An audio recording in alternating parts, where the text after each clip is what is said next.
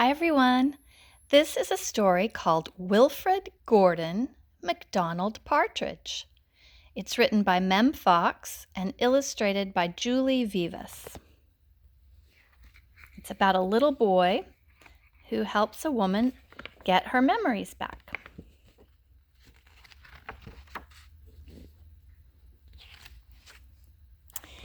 There was once a small boy called Wilfrid Gordon McDonald Partridge, and what's more, he wasn't very old either. His house was next door to an old people's home, and he knew all the people who lived there. He liked Mrs. Jordan, who played the organ. He listened to Mr. Hosking, who told him scary stories. He played with Mr. Tippet, who was crazy about cricket. He ran errands for Miss Mitchell, who walked with a wooden stick. He admired Mr. Drysdale, who had a voice like a giant. But his favorite person of all was Miss Nancy Allison Delacourt Cooper, because she had 4 names, just as he did. He called her Miss Nancy, and he told her all his secrets. One day, Wilfrid Gordon heard his mother and father talking about Miss Nancy. "Poor old thing," said his mother. "Why is she a poor old thing?" asked Wilfrid Gordon. "Because she's lost her memory," said his father. "It isn't surprising," said his mother. "After all, she is 96. "What's a memory?"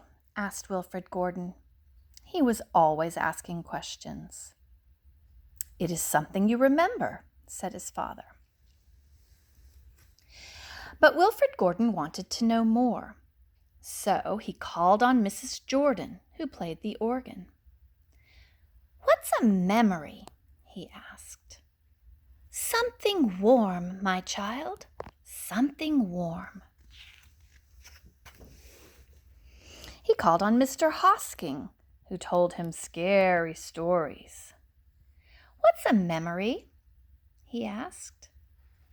"Something from long ago, me lad, something from long ago."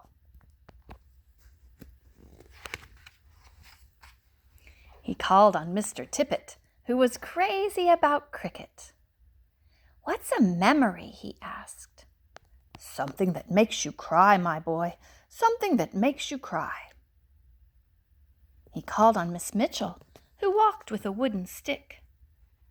"What's a memory?" he asked. "Something that makes you laugh, my darling, something that makes you laugh." He called on Mr. Drysdale, who had a voice like a giant. "What's a memory?" he asked.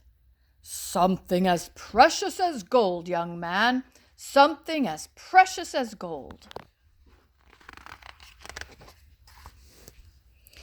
So Wilfrid Gordon went home to look for memories for Miss Nancy, because she had lost her own.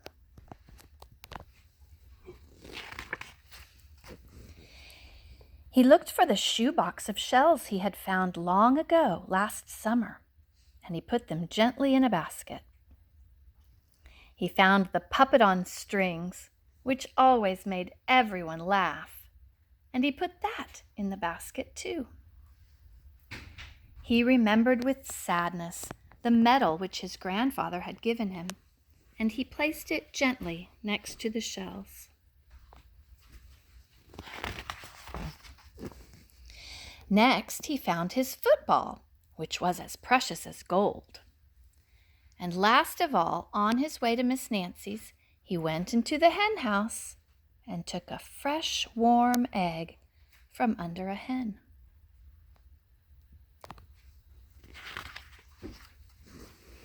Then Wilfrid Gordon called on Miss Nancy and gave her each thing one by one.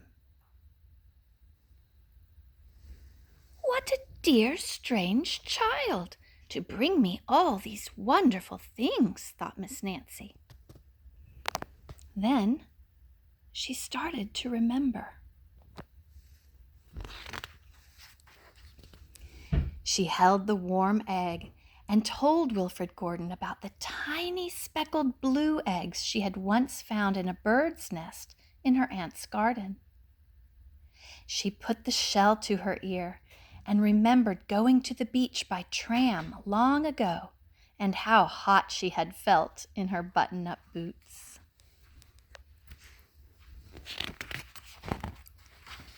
She touched the metal and talked sadly about the big brother she had loved, who had gone to the war and never returned. She smiled at the puppet on strings and remembered the one she had shown to her sister, and how she had laughed with a mouthful of porridge.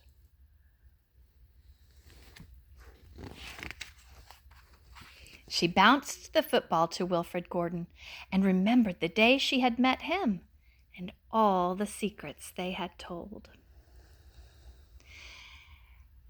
And then the two of them smiled and smiled, because Miss Nancy's memory had been found again by a small boy who wasn't very old either.